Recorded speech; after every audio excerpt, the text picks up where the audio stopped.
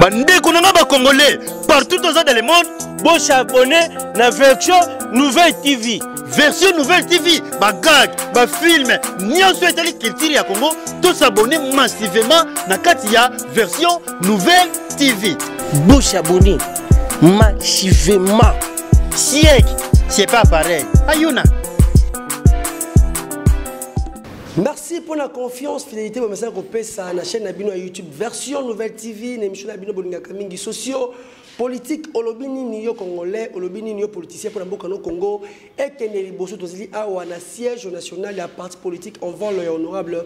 Deli Sanga, Tokutani na coordonnateur ya Kinshasa ya en vol mon amboka Jérémy Kilubu Matondo na être Robert Masolo etali personnalité politique oyo bazali koluka consensus autour de la question électorale na makambo to Robert na awa kastoso na na régime qui est toujours image to publicité ya version Nouvelle TV bon to kota mon amboka Robert Masolo émission version Nouvelle TV oyo kantangwa nanga nyonso awe information awe actualité ya bien awe mama nyonso awe Matondo Azali, coordonnateur en vol qui t'a Mbote Mbeko. Mbote Mingendeko. Une partie. Oui, le colo Azali comme on a partisan malamu, tous allez na kati kusala musala. Honorable Azandeni.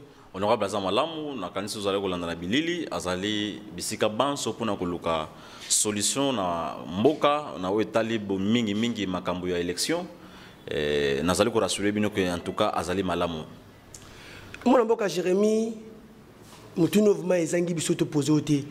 En vol, bozali wapi na cash na FCC na Lamuka to bozali na bino centre na kanisi soki na tunyo mutuna kozongela ngai ke ba mituno ezali ya yobi ya ngai évidemment po na nini biso futo zala kaka na cash bien futo zala kaka na FCC nana déterminer ba camp politique wana biso en vol tozali tozakuloba kango nazo précision lisusu tozali ni na cash ni na FCC tozali en vol.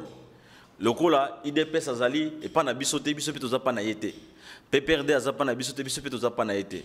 Donc maintenant là, nous sommes en vol, nous évoluons en tant qu'en vol, nous fonctionnons en tant qu'en vol. Point à la ligne.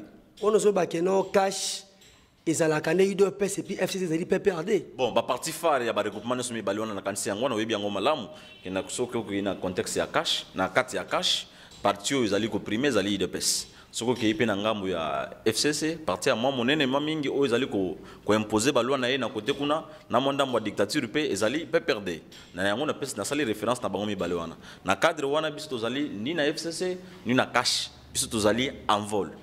Vous êtes opposant? Oui, opposition républicaine, opposition proposaka, opposition ezali ko kondima ezali ko salema malamu, opposition ezali ko boya ezali ko salema be. Donc nous sommes une opposition constructive. Nous proposons et nous critiquons ce qui ne marche pas. Mon amboka FCC cash ban accord même ban nous ezali belé makasi. Est-ce que accord wana ezali profitable à la population to pour na ba politicien bango moko? Déjà tisiko na to mona document ya accord na bango wana te. Certainement, constitution et sangisi ndeko Félix Tshisekedi na cadre ya texte. Constitution est lobby que premier ministre akouta na majorité parlementaire. Lokola ndeko Félix abimaki président, lokola boyebi yango malamu to salaki campagne na ye abimaki président, azalaki na majorité présidentielle. Ezalaki mingi na ndingisa na ye ya ko pona soit coalition ou bien cohabitation. Mais ye a se plaire na ye pour na coalition, ba sangana na ndeko Kabila. Dans le cadre wana Kabila zwa majorité, il y a un ministère, majorité, il y a une assemblée provinciale, majorité, même une entreprise nego qui ne liboswa. Nde basangani bongo. Na kanisi kotambola malamu pa biso etali biso mingite. Mais au moins tous allez kotala par ya peuple nelo Congo.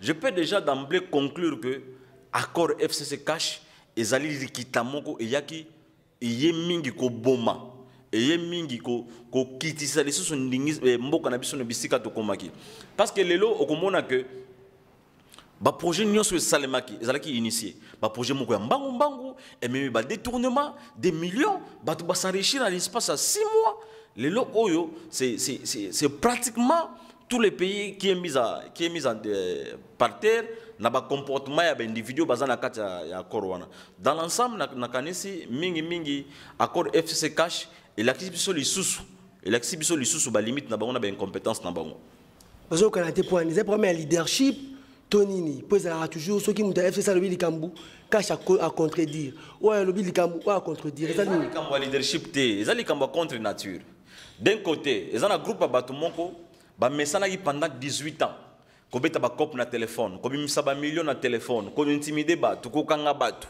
de l'autre côté ba groupe mo bazala qui na opposition pendant 36 ans ba est-ce na pouvoir il faut pas luka soit ba on peut pas se retrouver ba imposer rythme na bango ba ba kuta ki o bazala na rythme na bango ba no fonctionner pendant 18 ans ba moni ba o ba mo contredire bango et sali moi ba querelle wana au niveau interne mais au-delà de ça ndeko brave ko bossa na te pouvoir kozwango finalité nango ezali ko servir le peuple un grand nombre ya batu faut pas se retrouver dans service oyo bozali ko rendre bango on servir peuple non te mais ndeko nangai yo mo loba lelo ba grève par-ci par-là ba chômage même gratuité oyo ba lobi ke chef de l'état eza akinaye mais tala ba nouvelle unité lelo lokola bazo souffrir on ne sait pas payer des gens. Il y a des détournements qui se font ça et là. Dans l'ensemble, jusque-là, il n'y a aucun résultat concret. Il y a gestion, il y a coalition. Et c'est mon avis qui, bien entendu, il y a une coalition. Mais ceux qui ont fait ça, ils ont intérêt à la population. Ils ont fait ça et la population. Voilà, c'est le but même de conquérir le pouvoir. Mais si vous allez vraiment déçu dans le lingue, il y a gestion en beaucoup, il y a FCC Cash comme coalition. Voilà, moi, la Jérémy, il y a 13 personnalités politiques. Ils ont comme Makassi, Basangani, pour un consensus autour de la question électorale. Moni, Nambo Cannabis, ma contestation à la Makassi. Tout le monde a récemment, intérimairement, il y a ressort Malone, c'est là qui va marcher ça et là. Est-ce que l'initiative Wana et Koko Matina Souka? D'abord,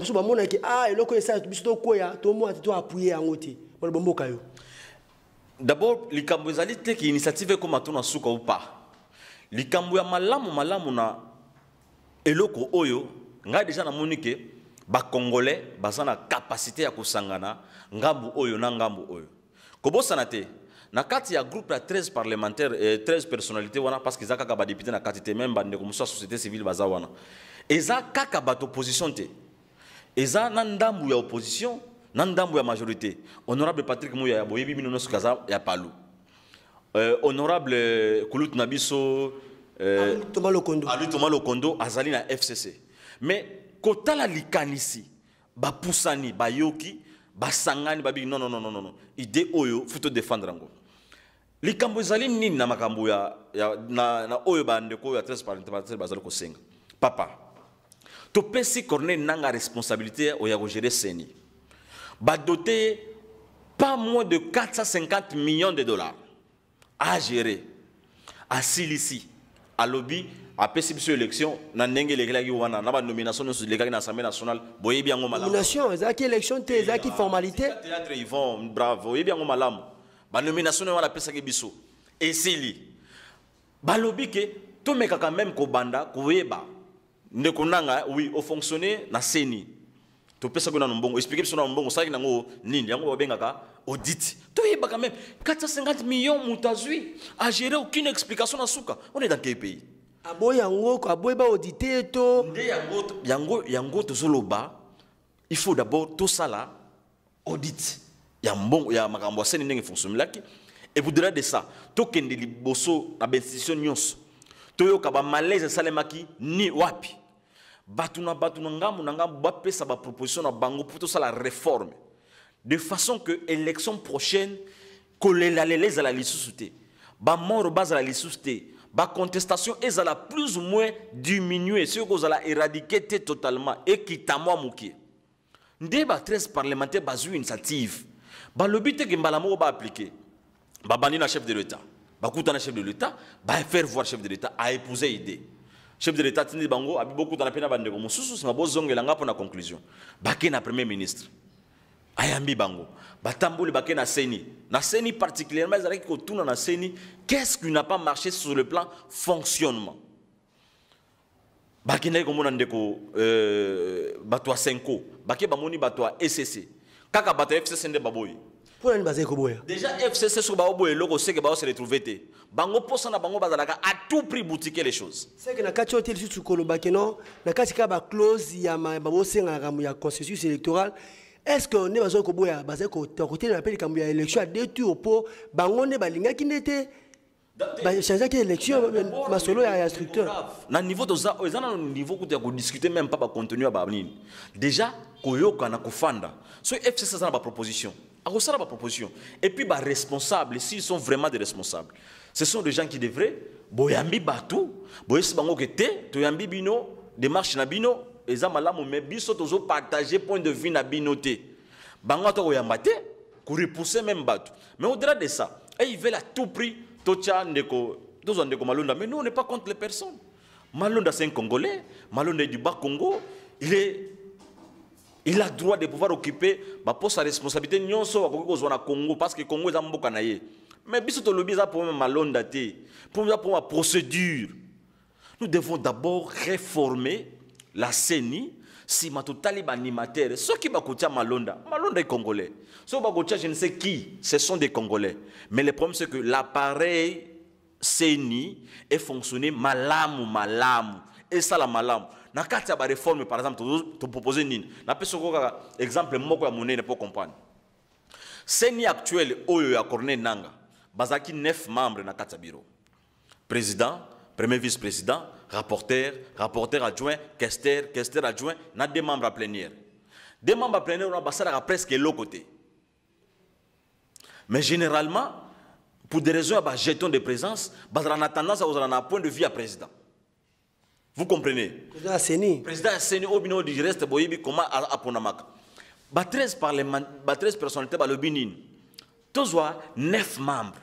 Mais de manière équitable. 3 société civile, 3 opposition, 3 majorité. Ça fait 9.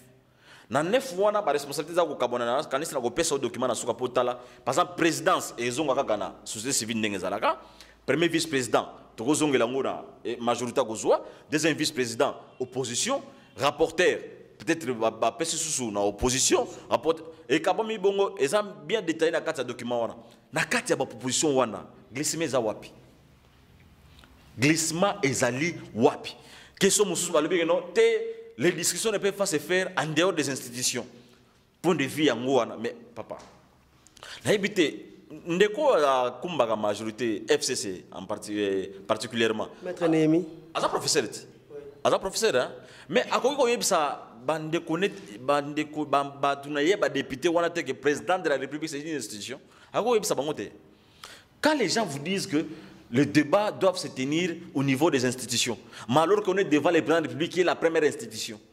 Ce n'est pas une institution. C'est une institution. Quand on voit la CENI, ce n'est pas une institution. Mais quand on dit que non, débat fait ça au niveau de l'institution, et ils veulent juste caporaliser les débats au niveau de l'Assemblée nationale pour pouvoir boutiquer les choses. Non, ils n'ont pas intérêt de le faire. Ils doivent comprendre que les choses ont changé. Kabila n'est plus président. Nous, notre souhait, ce n'est pas qu'on fasse la course aux sorcières. Non. Les Congos, nous devons être un et indivisibles. Le problème, c'est que nous devons épargner le sang des Congolais qui coule de temps en temps, avant comme après les élections. Nous voulons avoir tout le temps possible de pouvoir préparer minutieusement le processus électoral à 2023. Et au Bandawapi, proposition de loi électorale, et ça, l'Assemblée nationale. Les grandes personnalités politiques peuvent se réfléchir sur les grandes réformes à faire, décider, au niveau du Parlement, couler sous forme de loi, et comme exécuter le président de la République a promulgué. Ce qui est une étape, qu'est-ce qu'on étape à animateur. Là, l'instance société civile et pour les animateurs, la libre. FCC ou majorité, pour les animateurs, Parlement, opposition, pour les animateurs, nous avançons. Ça nous permet au moins de connaître le règle du jeu avant que le jeu commence. Donc, comme on a ni na précipitation, comme le jour J, tout le monde est battu. Élection à 2 tours, vous voyez Kabila, mais ça ne s'appelle pas. Nous avons élection comme on a déjà un tour. Vous comprenez? Nous avons déjà. Non. Le Congo doit être géré avec sérénité. Nous devons mettre beaucoup de responsabilités à la manière dont nous gérons le pays. D'où nous demandons aux responsables du FCC de comprendre le bien fondé de cette démarche. Au-delà de tout, s'ils veulent les forcing, personne n'ira non plus dans les démarches à eux. Ils veulent à tout prix qu'on commence à mettre la charrue devant le bœuf. Non, personne n'ira. Parce que vous dites oui, Malonda, on choisit Malonda. Et le lendemain, Malonda va hériter les mêmes systèmes avec la même façon de faire. Et nous allons nous retrouver devant les mêmes résultats. Ce sera compliqué. Ce sera compliqué. On a intérêt de s'asseoir, discuter, pour dissiper les malentendus, pour corriger ce qui n'a pas marché. Question de couler cela sous forme de loi. Et nous avançons, cher ami. Voilà, Cordon, Jérémy, dans le régime Oyo, Bakangi Batu Belé. Bakangi ba ministre, interpellé tout, conduit à la société publique. Est-ce que ils allaient un règlement de compte, tout ils allaient état de trésor comme effectif na Bokanabisou? Ndeko brave, na justice, il faut que défendre. Si vous défendez la justice, elle nous défendra le reste. Il faut à tout prix que nous sauvions notre propre justice. Na kanisi na lobakango maintes fois. Bandeko oyo bazali ko kangama, o bazali ko sengama na justice. Ce qui baza propre et que baza likamote et ko zala malamu te ko sala l'appareil judiciaire instrument à pression. Acharnement politique. Muto bakangi soka yebe kaza fautif a créer kaka raison pour même na posture moya ko bima. A créer kaka ke eza ba acharnement, eza boy juste parce que il veut quitter dans sa situation de difficulté. Alinga bima na prison, n'est-ce pas? Aujourd'hui kayande ko kamère. Si il est coupable et qu'il y a des preuves, je ne vois pas le président de la République le laisser en prison. Mais s'il a fait ce qu'il a fait, sa place, c'est dans la prison. Ndeko, obi justice, eza passi, mais eza malamu mingi. Bisona envol tolobaka, envol viva, lutte contre la corruption. On ne peut lutter contre la corruption si la justice elle est indépendante réellement. La justice indépendante, c'est une justice qui ne s'attend pas à ce qu'on lui demande, faites ceci, arrête celui-là, va là-bas. C'est une justice qui s'applique pour défendre le bien commun. Le bien commun que nous avons, c'est les pays et le peu de ressources que nous avons qu'on doit distribuer à un grand nombre. Cela étant, nous trouvons bien gagné de quoi ils vont. Il y a des gens qui les lots à bêtis 5 mois, à Tongaba immeuble, à Tongaba ni, au Komona officier. Là il paraît le côté et où t'as gagné, on va me suivre sans explication. Officier à FARDC armée. À général-major. Salaire naïe, il a peut-être 350 000, 600 000. Il y a un qui est dans la banque, 800 000. Mais au contraire, quelle affaire? Femme qui est privée, est-ce que c'est important de faire à ça la rapport à toi? Mais c'est important. Militaire, on a eu officier à toucher à 800 000 francs. À d'autres, on a immeuble à 17 niveaux dans GB. On a ça Congolais, il faut yeba. Ngai salaire nanga en tant qu'enseignant c'est 360 000. Batwazo ko sabiso enseignant ba touchera $240, c'est faux. Enseignant ba touchera 360 000. Enseignant classe ni école primaire, il y a une yondo yimaka ba enseignement, ça n'a rien à voir avec les écoles. Enseignement en fonction de grade. Mais salaire de GAC c'est 360 000. Mais na mona batwazo ba office ça pèse $245, c'est faux. On t'a touché $245 à zati. So tiango en dollars monnaie que c'est dans les 210 ou $205. D'ailleurs 100 et quelques, c'est même pas 200. Donc nakanisi ekozala honnêteté bamto moninga lelo lobi nazo telemisa ba immeuble mi balé na ma campagne mutu fu batu bayeba yango babengaka enrichissement illicite. Ce n'est pas normal. Vous savez, nous avons que les Congo comme patrimoine commun. Il faut que la population mobimba a bénéficié na mwandambo za na kati ya mboka. Mais bao bazo za ba responsabilité ya ko diriger ya ko gérer mambongo wana pona ko produire ko kabula na bandeko mususu. Ba yebi ko kabula ngote bazo kabula ngo entre bango. Mais non, place na bango zali boloko. Il faut que nous encouragions à ce que la justice fasse son travail. Mais nous demandons à ce que la justice ne peut pas être instrumentalisée à la disposition de politiques qui veulent contraindre leurs adversaires pour se faire taire. Non.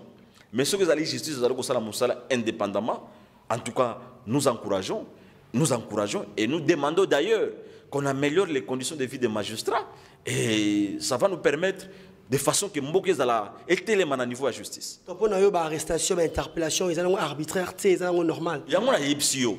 On a un élément de preuve que qui est arbitraire ou pas. Mais dans le lobby, ce qui est réellement dans le sens, il y a que faire, il y a que la corruption. Bravo. Mais ce qui est dans le sens, il y a que faire taire l'adversaire politique, nous disons non, et c'est non-là, nous l'avons dit pendant la période de Kabila, nous le dirons encore pendant la période de Félix, s'il épouse le mauvaise pratique de Joseph Kabila. Non, nous disons non et non. Voilà le coordonnateur Jérémy, déjà dans l'équipe qui a suivi encore FCC Cash, Balongoli Batundambu, Mansuba Bakisami, tout ce qui a déjà moi rémané au Salema, tout le monde a Ilunga PD. Est-ce que le lot, beaucoup s'attendre que l'honorable Lili c'est un ministre dans le gouvernement Ilunga D? C'est possible, si jamais à côté, pour vous avez l'opposition, Bobby, vous avez une proposition radicale, mais quelque part, vous défendrez à mon président de la République, vous avez mais si jamais vous avez la liste, vous s'attendre à qu'il y ait comme ministre. Ndeko, les Cambozali qui défendent le président de la République, ou bien Koboyaye, les Cambozali idéal, n'est-ce pas? Est-ce que le gouvernement va faire un remaniement et qu'on met ma solution pour le peuple? Si c'est oui, nous allons appuyer. On n'a pas envie de faire la politique de la terre brisée. Koboma, pour Simoyor, le barité, il y a Salek Malam, en vol, ce n'est pas ça.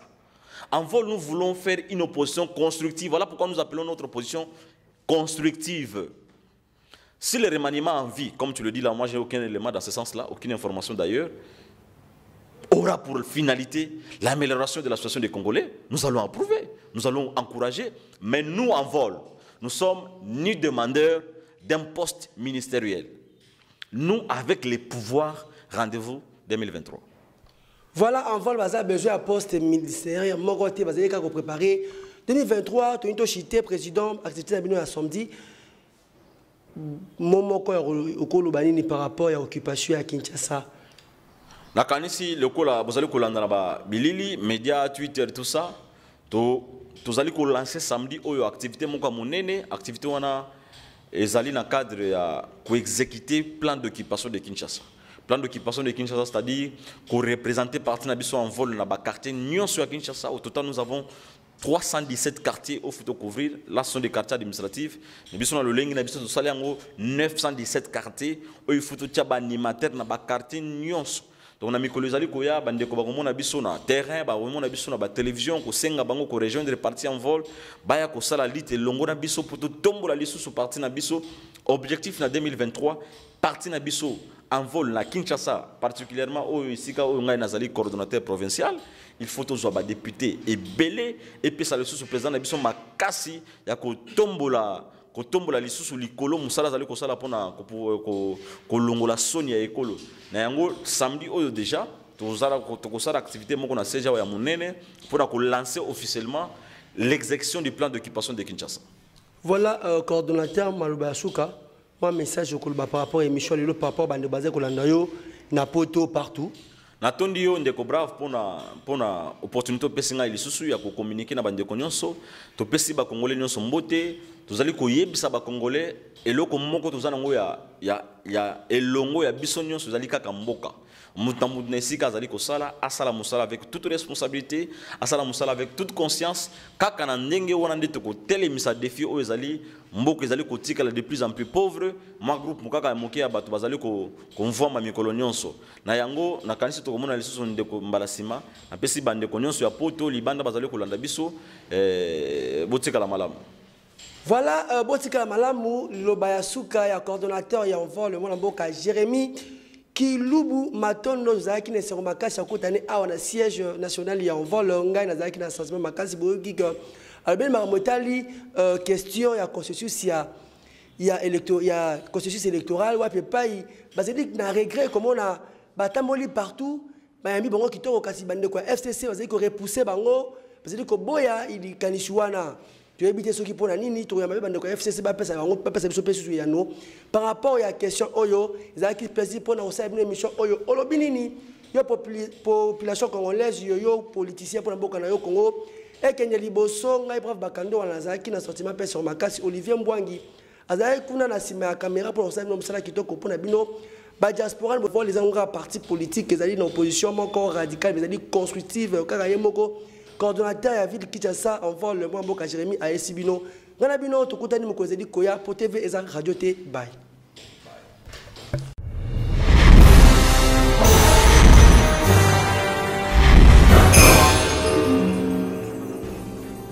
Bandeko nanga ba Congolais partout dans le monde, Bon s'abonner na Version Nouvelle TV. Version Nouvelle TV, ba gag, ba film, nyonso etali culture ya Congo, tous s'abonner massivement na kati ya Version Nouvelle TV.